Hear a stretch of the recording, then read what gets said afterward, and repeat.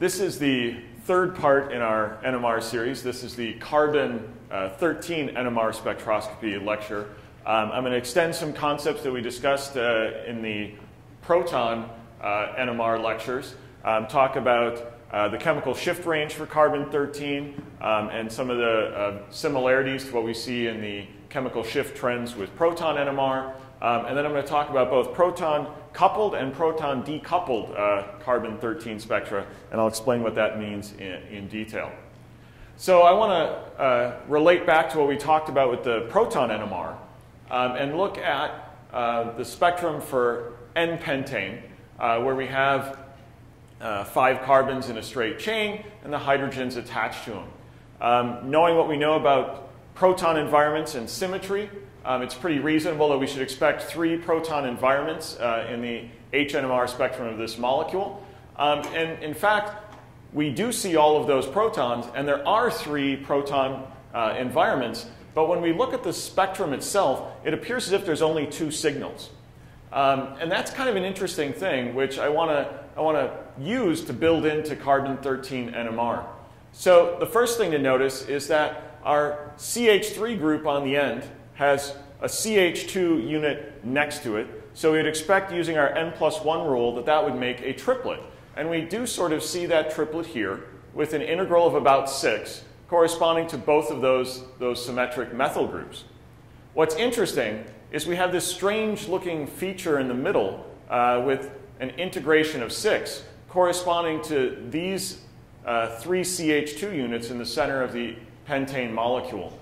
That's kind of strange because these are 2 equivalent CH2s on the outside, and in the very center there's a non-equivalent CH2, and all of them show up in the same location, and it is very clearly not the signals we'd expect for these 2 overlapped.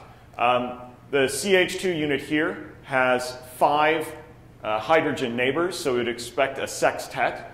The CH2 group in the middle has 4 hydrogen neighbors, and we'd expect a pentet. And this has far more peaks and a much more interesting structure than we'd expect from that alone. So this is a situation where the protons themselves are still coupled to one another and in distinct environments, but they are very, very close in chemical shift.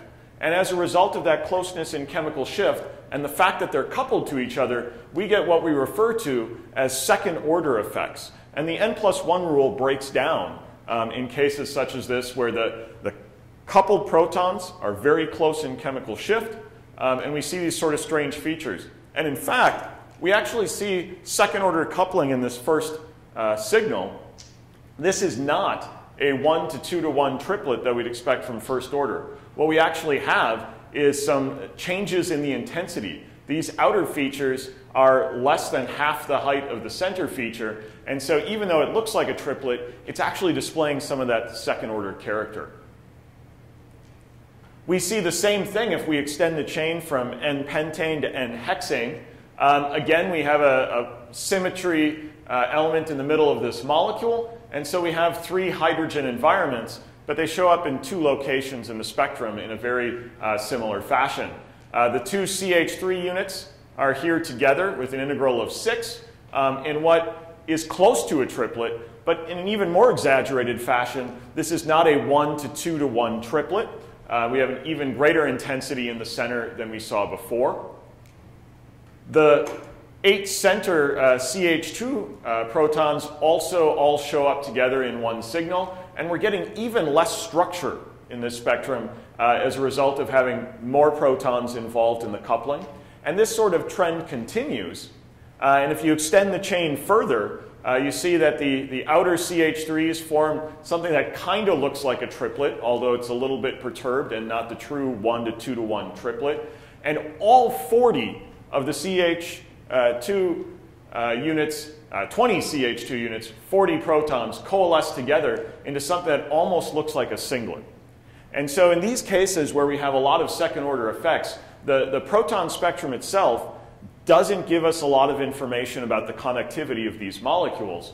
And this again happens because each of these CH2s is coupled to the CH2s next to it, but at almost the same chemical shift. And as a result, we get a lot of second-order effects.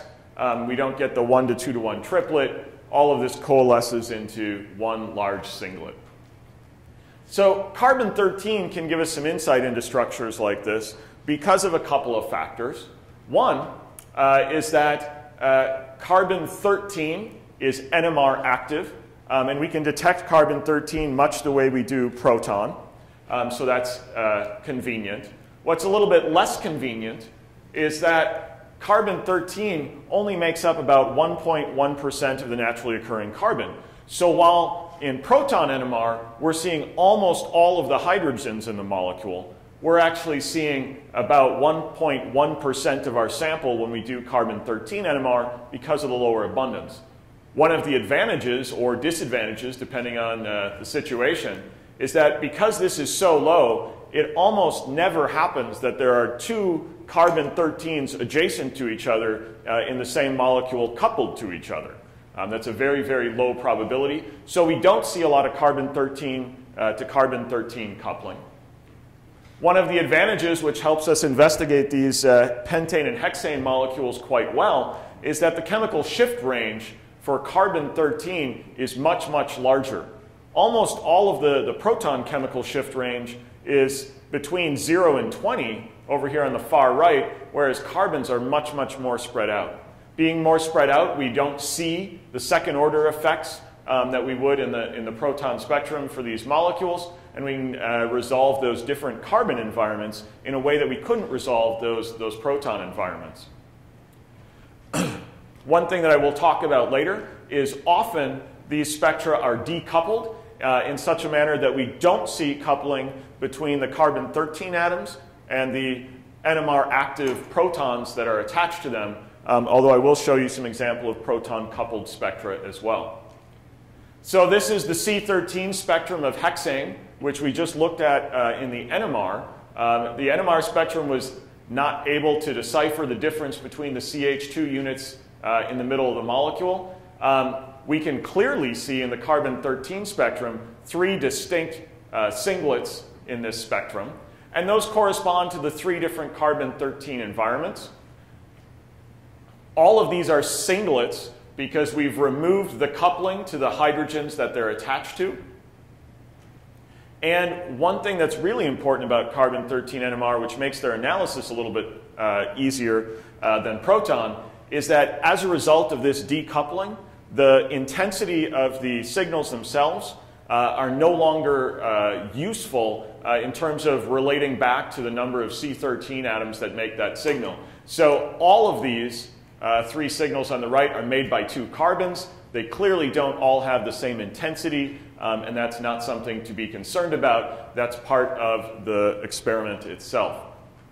So this signal that's most downfield at about 30 ppm are these 2 carbons in the center of the molecule, and then the one next to it is the 2 carbons highlighted in blue there, and the terminal methyl groups are the signal at 14 ppm, and we can resolve each of those environments because we have a greater chemical shift range.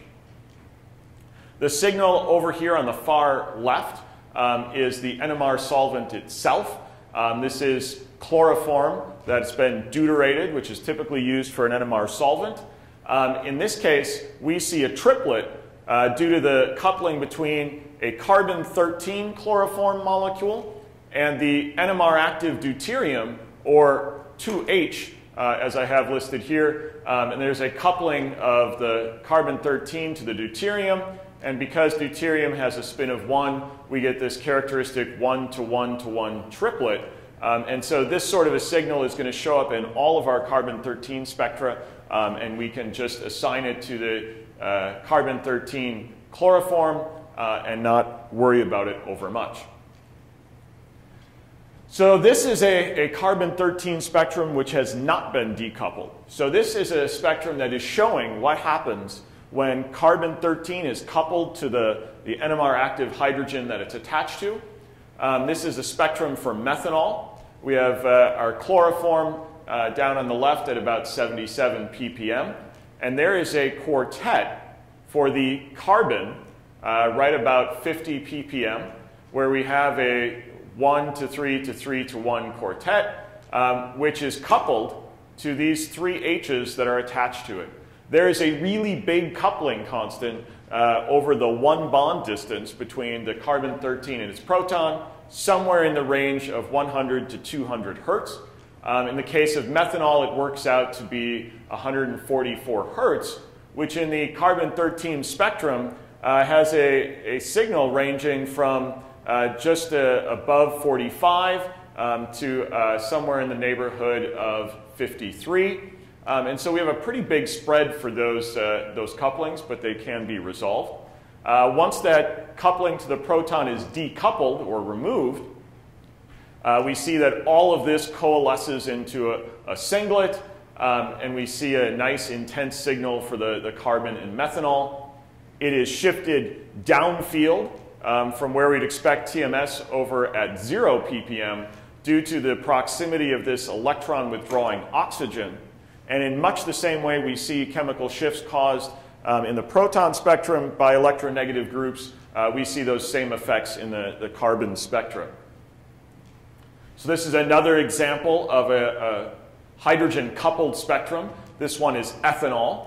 And we see, again, that the proximity of an oxygen to a carbon has a downfield shift effect.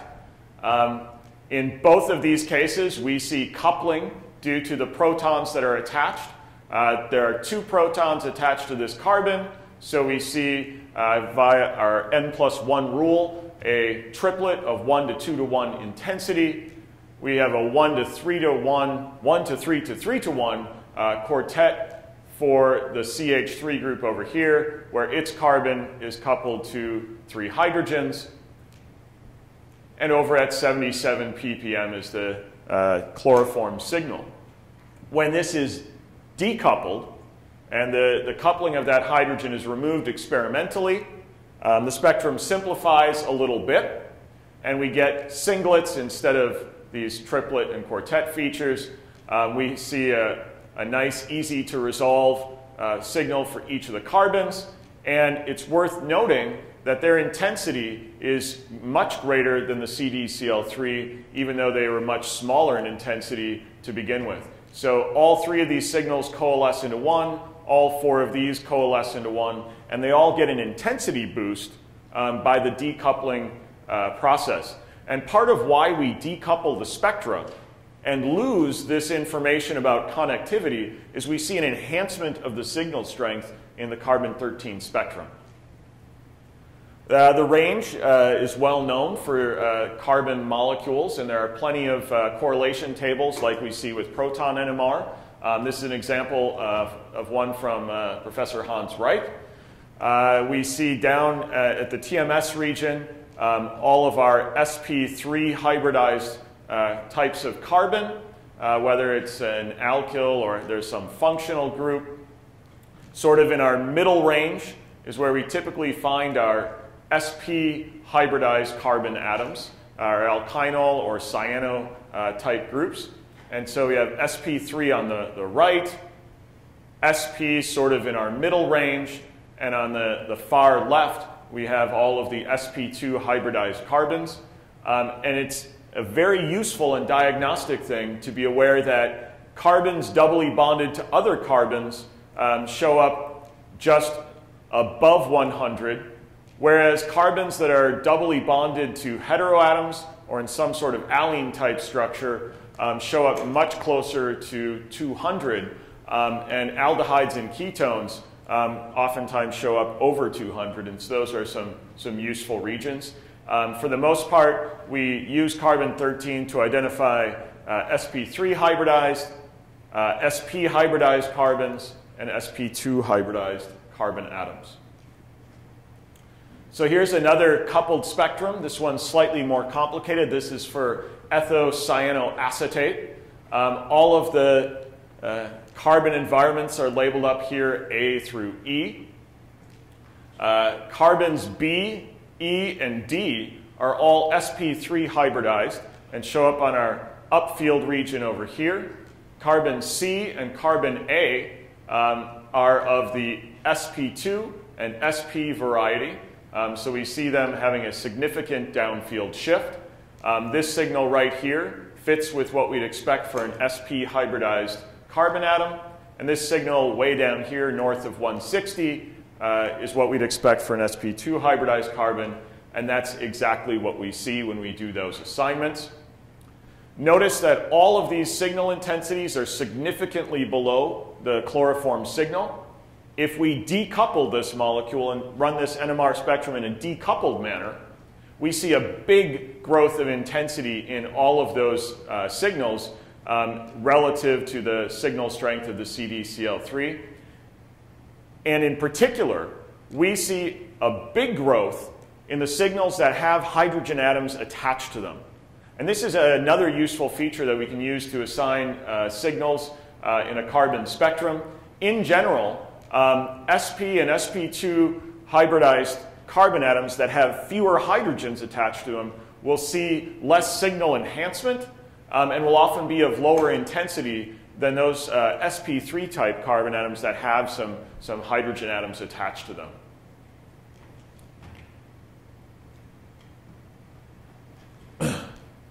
So we can assign these using correlation tables. I'd like to also show you a way that we can use computational data in order to estimate the carbon shifts in each of these structures and relate that back to an experimental spectrum. In order to do this, I found reasonable geometries for two conformations of the ethyl cyanoacetate.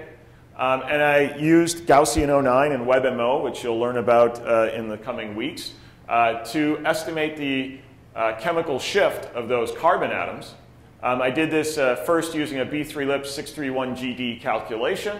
And what we find is that the model does a reasonable job of predicting the chemical shifts. For both conformations, we see the CH3 predicted right around a shift of 14. The spectrum has a signal right there, so we can make that assignment. There's another signal at about 24, which corresponds to our CH2 unit that is adjacent to the oxygen of the ester. There's another signal at 62, still in our alkyl or sp3 hybridized region, and that corresponds to this carbon atom that is between the ester and cyano substituents, predicted at 61.9 in one conformation and 62.6 in another. So all of these are predicted really well by this model. The signals that aren't predicted so well are the sp and sp2 hybridized carbons.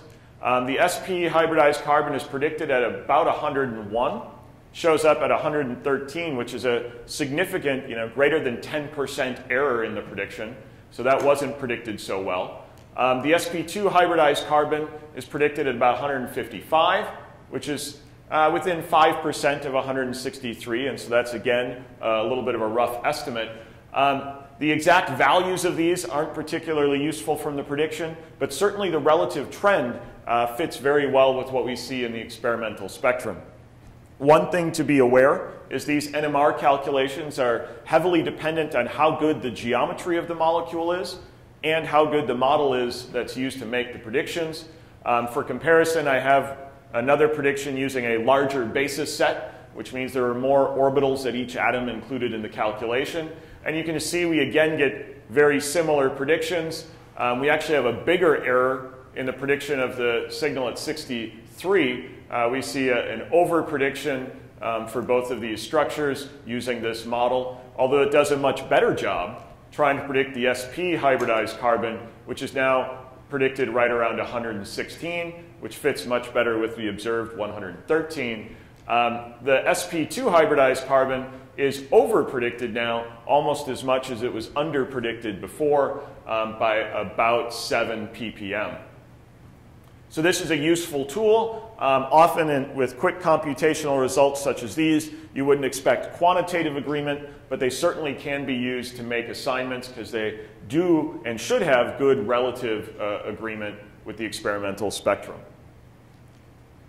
So I want to finish by going through one example of an experimental analysis where proton NMR is not particularly useful and carbon-13 is much more instructive.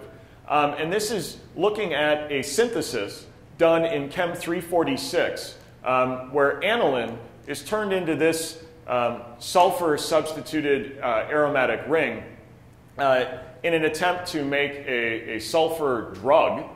And I've labeled here that the regiochemistry of the attachment of these groups is unknown. We certainly could predict, based on what we know about the directing effects of nitrogens with their lone pair in an amide group, where this sulfur is likely to be attached. But oftentimes this is confirmed experimentally, and so usually NMR is the choice. There are 3 possible regioisomers, each which will have a different NMR spectrum, and we would expect in a para-substituted case that we'd have some equivalent protons there. In the meta-substituted case, we should definitely get our traditional 4 signals. And same for the ortho case. And so we can use this and the NMR spectrum usually to determine which regioisomer is produced. This is a student spectrum that was taken this fall. This is of the product of this reaction. There are 2 signals here, one labeled water and one labeled DMSO. Those are impurities and not part of the molecule. We see the amide hydrogen right here, down at about 10 ppm. The NH2, amine group protons are right here, just above 7. And the methyl group, part of the amide, is at 2 ppm. What's interesting is all 4 of the hydrogen atoms show up in a singlet. None of these coupling patterns should produce a singlet. So either we have a molecule that we're not expecting, and none of these 3 are correct, or we have a case much like pentane or hexane, where we have 4 protons that are close in chemical shift and have converged into a singlet. So they're still coupled to each other, but we lose all of that coupling information and see a singlet. Carbon-13, with its greater ppm range, should be able to resolve this issue. And in fact, this is the carbon-13 for this molecule. And it confirms for us that this is the para-substituted product. In the para-substituted product, we would expect 1 carbon environment for the ipso to the sulfur, 1 carbon environment ipso to the nitrogen, and then 1 environment for each of the carbons ortho to the sulfur, and a 4th environment for the 2 carbons ortho to the nitrogen atom, and that is exactly what we see here. We see carbons in this region that are all sp2 hybridized, 1 over here that's sp3 hybridized, and we can assign them. The sp2 hybridized carbon that's part of the carbonyl group is the most downfield signal, which we should expect. The most upfield signal is the CH3 group that's in our alkyl region. The 2 ipso carbons are B and C labeled here and are the lowest intensity of those carbon-carbon double bond signals. And regions D and E can also be assigned, confirming with exactly 4 regions in the 4 signals in the aromatic region of the carbon spectrum. This is the regioisomer that was produced. The ortho and meta would each have 6 aromatic carbon environments where the symmetry is not the same as in our para-substituted species. And so this is a great example of the necessity to use carbon-13 to assign the regiochemistry of a molecule where proton is at best ambiguous. We can spread those signals out and see exactly what was produced in the reaction in this case. And that's where I'm done with carbon-13.